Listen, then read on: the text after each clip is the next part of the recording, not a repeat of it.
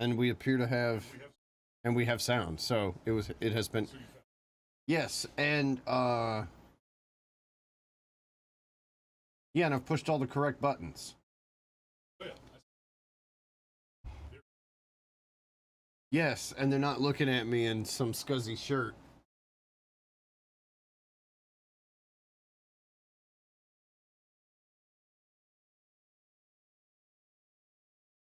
Aha.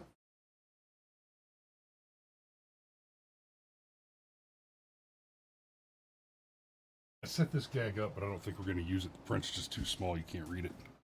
Yeah. Definitely.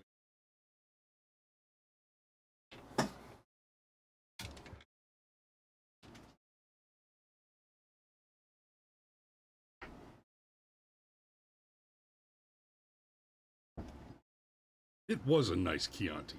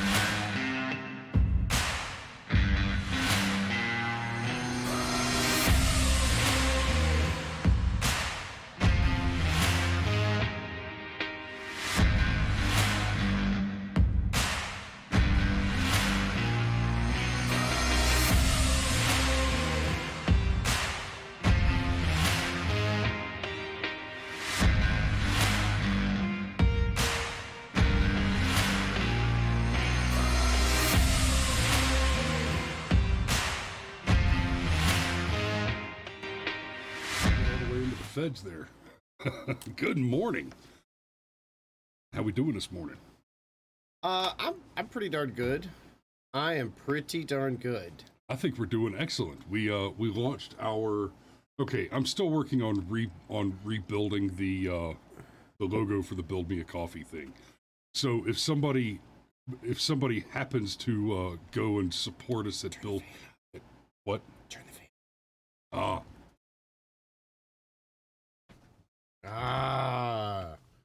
You're right. That is audio better. quality.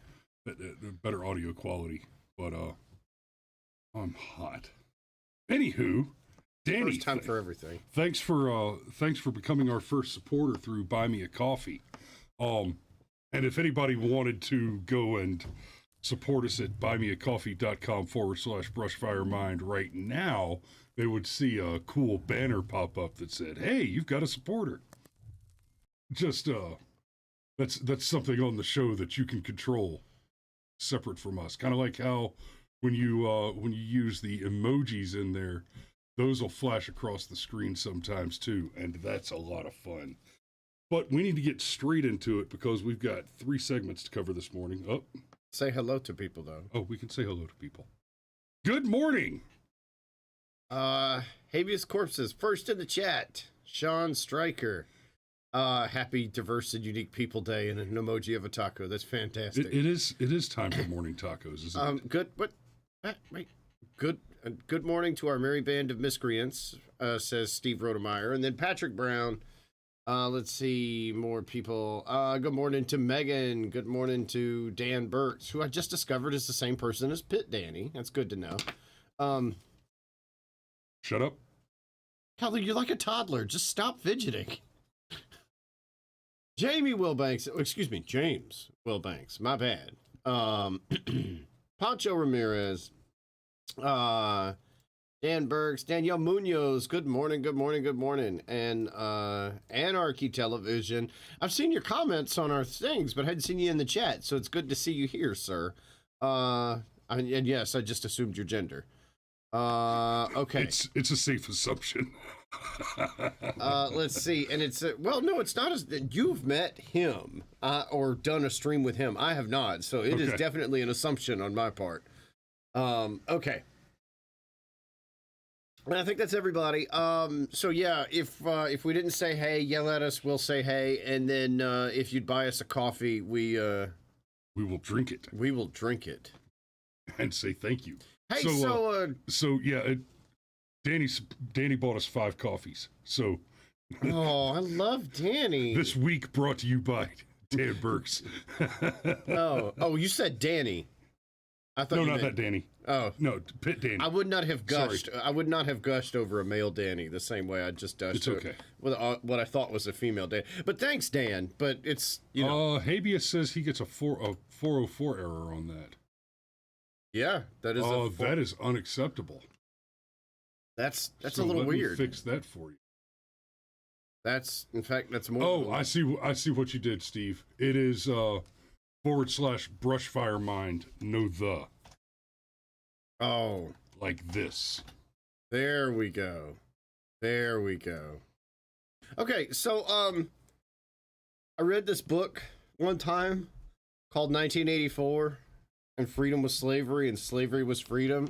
And part of the point of 1984 was you could just change words and even the history of things, and there were no people before us. We were the first people. Correct. We got it all right, and even if that means we have to lie about the past in order to prove how right we are, it's just the work is so important, and you couldn't. Oh, and speaking of which, you and I were talking about how the 3 different segments that we're covering this morning tie together, and I didn't even get to that bit. This is all Ministry of Truth stuff. Oh, see, I didn't even see what you put on Rumble there. So how about that? So yeah. So let's start with this one. Yeah, freedom is slavery, and recessions are prosperity. Boy, you want to talk about like smoking your copium, okay? When they're priming us ahead of time, going, whoa, wait a minute, the recession's not really a recession. Yeah, no, it's cool. The labor rate's going to go back down below 8% right before the election. We promise. We're sure of it. No, it's cool. It's cool. Everything's going to be okay. We will continue to count votes until Donald Trump loses. Well, Donald Trump lost legitimately, Chris. Of course he did. See, but this with the okay. So just to set it up, the Atlanta Fed is projecting a recession. A recession does not have a hard and fast definition, but it's typically been accepted that if you've got 2 quarters in a row, as in 6 months in a row of negative economic growth, as in the economy got smaller, half a year of suck is a recession. Is suck. Yes, except now the White House says, well, hold on now. Just because it's a recession doesn't mean it's a recession. Honey, no. I know you saw me naked with the postman, but you're thinking the wrong thing. Oh, no. It's totally your kid. Oh, yeah. Oh, yeah, Mr. Kitchen Manager. I know it looked like I carried a box of steaks out the back door, but no. That security camera lied to you. Okay? Right. Like, I mean, my dad was the milkman. We've gotten over it. He got a real job later. So many of those things have just, hey Trish, thanks, sweetheart, we appreciate it. That was amazing. That made me happy. That happened live on air and everything. I told you it was good. So anyhow, according to the White House, the upcoming recession is totally not a recession. It's only 2 quarters of negative economic growth, but if you look at all the indicators, And, you know, some of them are positive. We're seeing, as far as the indicators go, we're seeing some of the same shit that happened while Obama was president and the economy was just going consistently and repeatedly down the toilet. Like, oh, well, no, unemployment's totally lower than it's ever been before. Pay no attention to those dramatically increased labor participation deficiencies, right? What you're actually seeing, the unemployment rate is they're literally deleting people from the count. They're saying, oh, well, these guys managed to get themselves onto some kind of disability, welfare, etc., while we were in an absolute downward spiral under the pandemic. And so they don't count as unemployed because they're just not part of the labor pool anymore. They're basically like anything else on the human farm. We're paying them not to grow. Yes. So do we want to actually go through the CNN article, or do we just want to riff on the fact that there's a recession coming, but you're going to get told it's not actually a recession? Well, we actually have the CNN panel video clip here. What happens when the depression comes and they tell us, no, pay no attention to the fact that your milk is $10 a gallon? Armed revolution? I'm sorry, that's wishful thinking. I'm so fat. Brendan, you're not fat. Oh, screw you, ads. Look at Nate. His true classic is tight around the chest. Get out of here. Crystalliza, inflation affects every American Crystalliza. directly. The Biden administration is trying to point out the definition of a recession is nuanced. But I got to tell you, I struggle with this. I get that why they want to do it from a political perspective, but like you can't fake this. No, I was laughing to myself with the "in my view" thing that Caitlin highlighted, because it's like, well, in my view, I should be drafted into the NBA. Like the NBA executives didn't agree with that. Right. Like it doesn't really matter what you think. Best wife there's ever. A technical definition: 2 straight quarters of negative economic growth. They clearly believe that is likely to come to pass later this week. They're trying to pre-butt it. To your point, we get why they're doing it politically. Right. At the same time, we have these terms for reasons. You don't have to like it. Of course they don't like it because Joe Biden... Oh, man, the network that uses terms disingenuously and lies all the time suddenly gets butthurt that somebody is disingenuously... You know what's happening? No, what's happening is people are buying us coffee. Thank you, corpses. Oh, is that another one? Oh, good. I thought this stupid phone that's hooked up so that you guys can call in was sending me notifications, but I've actually got it set to do not disturb so it doesn't get notifications. Oh, thank you. Habeas, guys, be like habeas corpses and Patricia Barrett and buy us coffee. This is amazing. Wow. Someone how does this work? Hey, well, it does work. Well, in theory, money comes to us and we use it to make the show go. And we appreciate the hell out of that. And there's 2 ways to do it. You can buy us a coffee, or you can actually sign up at Buy Me a Coffee to be a repeat customer. You can set up like a $5 recurring buy for by monthly. And every little bit helps, guys. Yeah, and your wife even popped up in the chat to say that was the note about the coffee. That's why I brought your coffee down. She refilled it. Look, it happened in real time. You guys bought us a coffee, and then our coffee magically got refilled. Which, by the way, is Kona. Which is, yes. All right. And we have to click gently this morning. Not just because we blow out the microphone, but because these coffees were just refilled. Habeas says you know what? Habeas says my donation has terms. See the notes. Okay, but in all seriousness,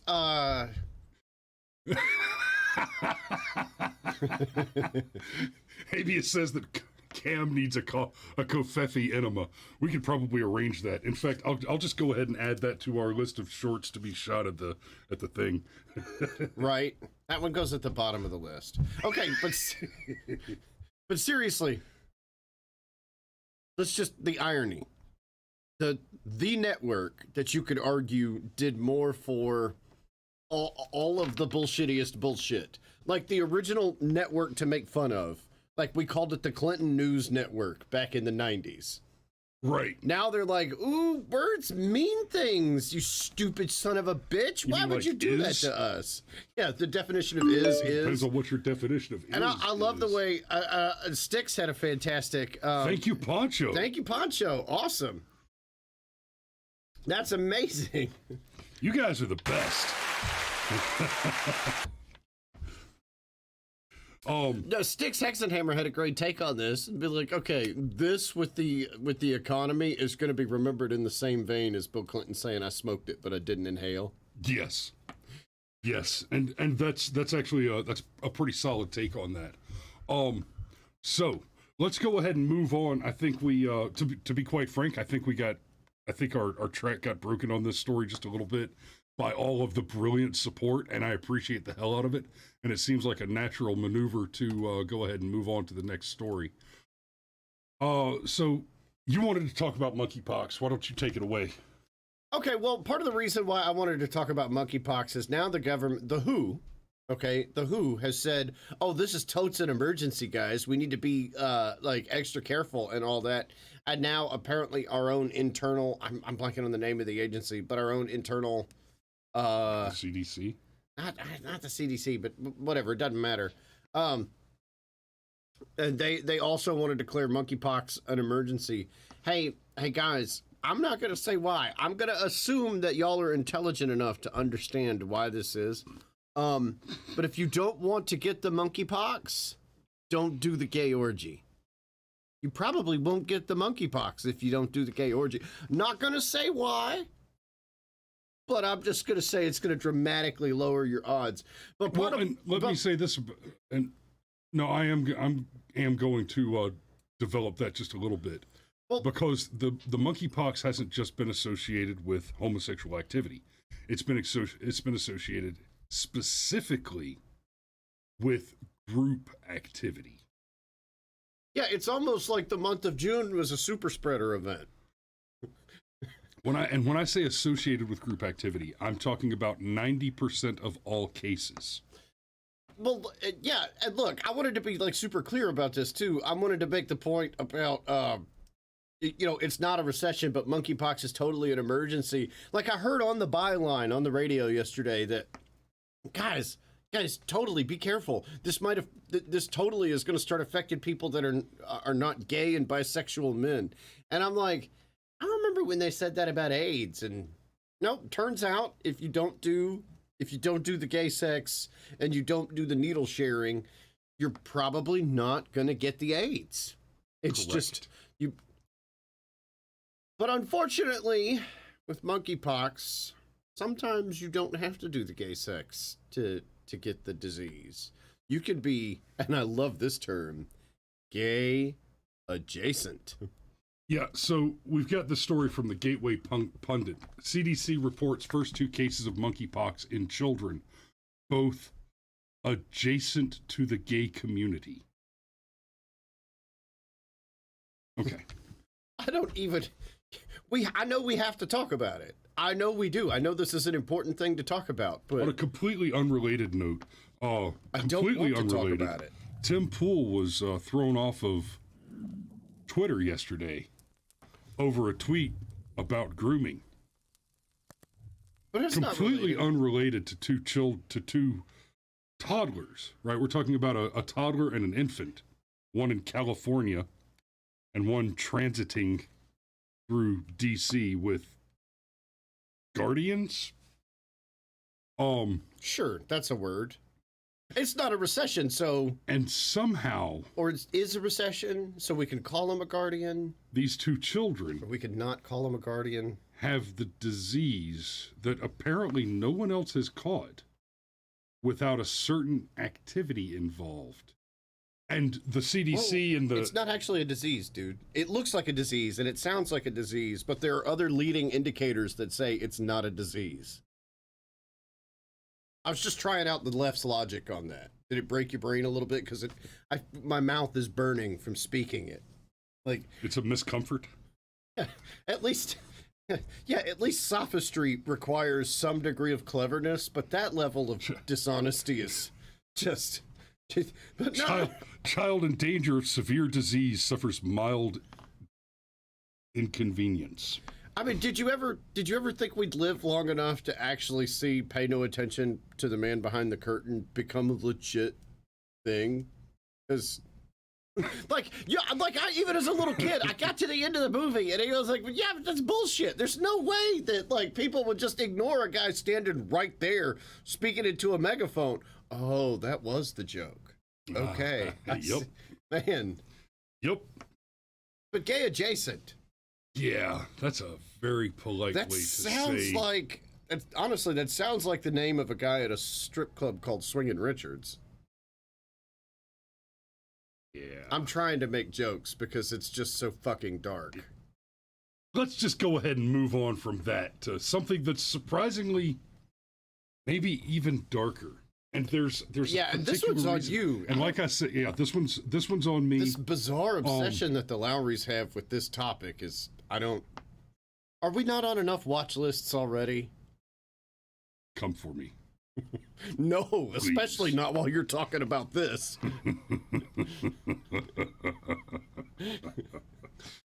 But like I said, this is all about the Ministry of Truth. Oh, I'm about to hit this button, and then we're going to be in it. The New York Times is promoting cannibalism.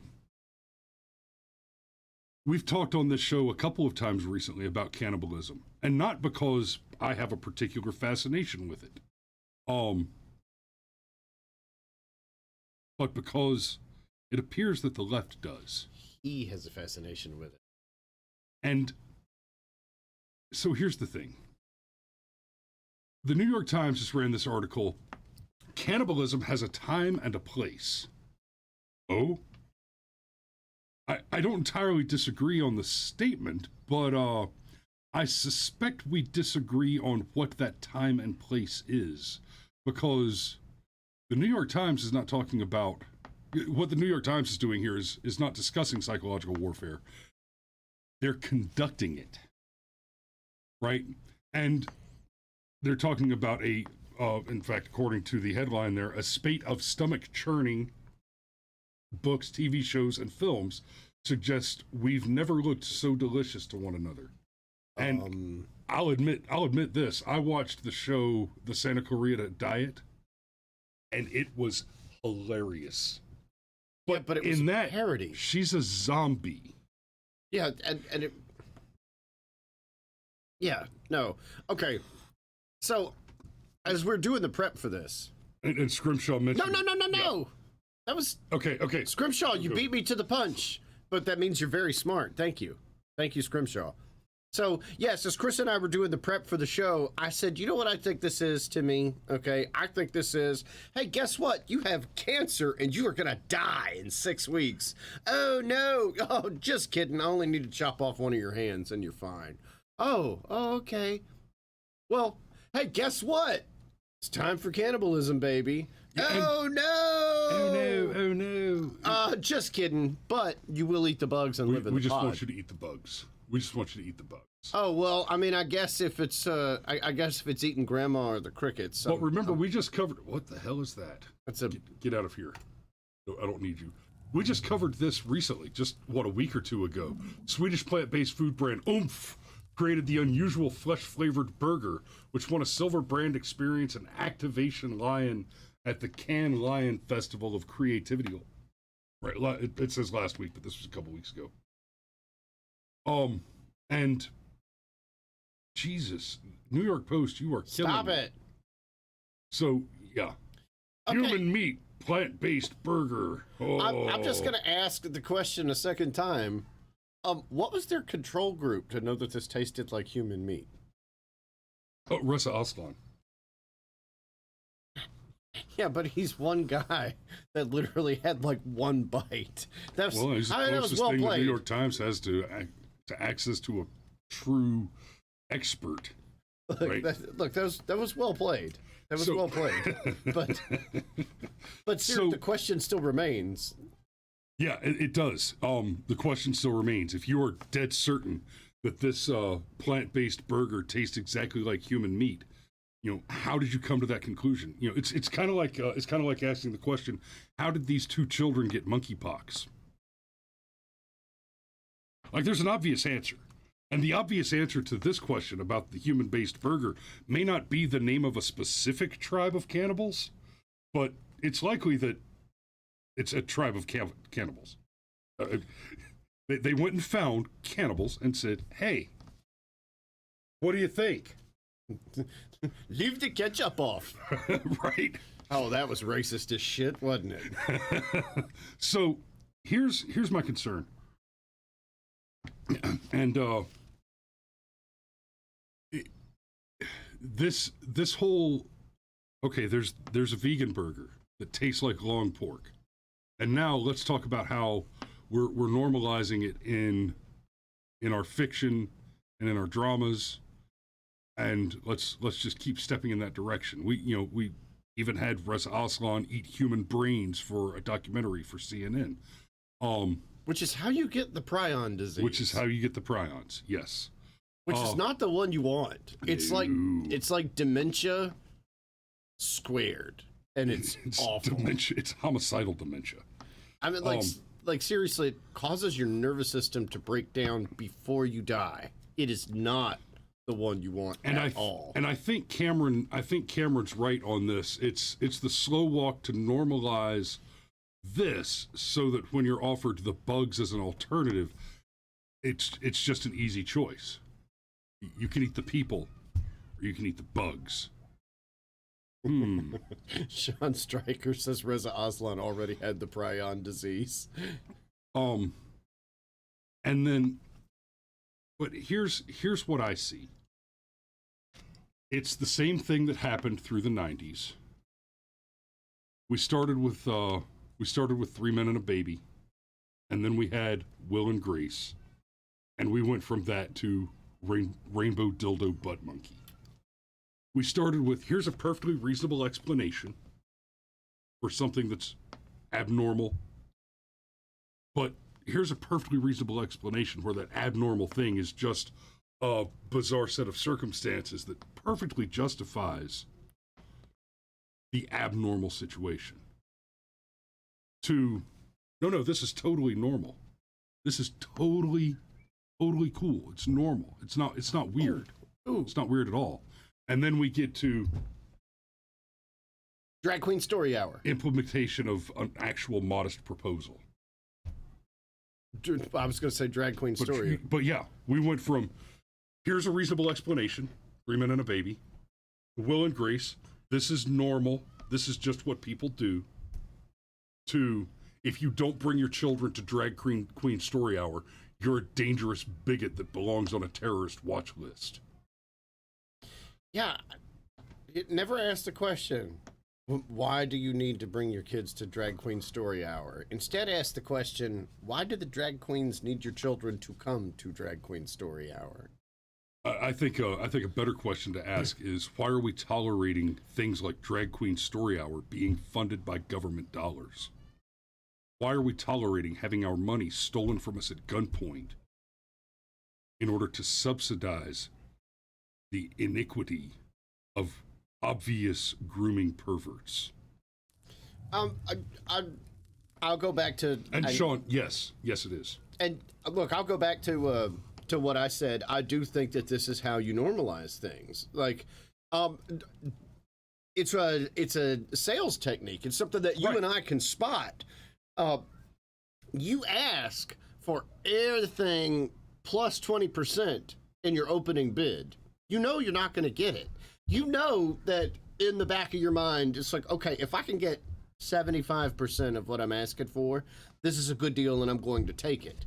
So you start with asking for 125%, and you've got all that wiggle room to work your way down. So we're going to start by saying, nah, fam, Soylent Green is people, and it's fine. It's good. It's cool. It's cool. And when you go, I'd rather not. Oh, okay, well, we've got crickets as an alternative. Oh, okay. And I think it's so bad. I guess I can learn to use chopsticks. And I think well, I can't though. I'm somebody that literally could not eat the bugs. I was about to say, I've seen you use chopsticks, bitch. That's right. It's not hard. No, it's not. Okay. God. No, it's not hard at all, given the things we've been talking about this morning. No shit. And Habeas says slippery slope fallacy debunked. Correct. The slippery slope isn't a fallacy. It's a tactic. It's a strategy. It's a battle plan. That's what the slippery slope has always been. Yeah, exactly. So anyhow, but it's not just with the cannibalism stuff. I think it's with everything. Like, why do we tolerate all the things that, like, for example, being stolen from us at gunpoint to fund all these terrible things? Are my kids loud as hell right now? Yes, they are. What do you mean right now? Are they awake? Anyhow. Yes, that's definitely your children. That's the horde. Right. Hey, how are the kids? Numerous and belligerent. No, but it's golly, I promise I was going somewhere. It's everything, okay? Because there are so many worse things that your government could be funding. Oh, okay. Well, they're funding a shit war in Afghanistan, but at least there's potentially some good that could be done in Afghanistan. There are worse things we could throw your tax dollars at. So be grateful it's only Afghanistan. Oh, yeah. Right? There are way better things we could throw our tax dollars at, like declaring war on Mexico. Hey, which I'm... Dude, I'm comfortable we might with. have to do a show about that conversation. Yeah. Real soon. Well, I mean, it'd be funny to use all those, like... Maybe that's our first local show. I still think our first local show should be the conspiracy theory episode. However, Indeed. because I do think that declaring war on Mexico, we could actually just do on YouTube and get away with it, because I think it'd be funny to discuss using, like, all those narco-terrorists as basically live fire training grounds for our soldiers. It's like, no, okay, right, here's your training exercise. Go kill all 38 people at that, let's call it a compound. Okay. Anyhow, but yeah, so the recession is Habeas, I'm familiar with that book. I haven't actually read it though. I might have to check that out after I get through the source book of magic. So the recession that's coming is not actually a recession, but don't worry, monkeypox is totally an actual emergency that is going to slip its way into the heterosexual, non-orgy having community. Yeah, you should absolutely be so terrified of monkeypox that you feel a need to mail your vote in. Right. Yeah. And even if you have like a heterosexual monogamous relationship, you can even have a homosexual monogamous relationship, and you're probably not going to get the monkeypox. Correct. Like, but well, why promote monogamy? And there's a lot of M's and all that. and cannibalism is good. Like, are we trying to be communist? Because I feel like. No. Anyhow, that's probably just for I just wish we'd have thought to set up some blood hoses before the show. Yes, that's the point. Like, when I say monogamous, that assumes... Yeah, we are assuming that when we use that word, we mean both partners. Yes, remain and for a long-term commitment as well. Like, anyhow, okay. 15 years this December. Right. All right, guys. Well, thank you so much. You guys are fantastic, and we love you. And I have to go to work, so we see you tomorrow. Be safe, and yeah, keep on drinking coffee. Bye-bye.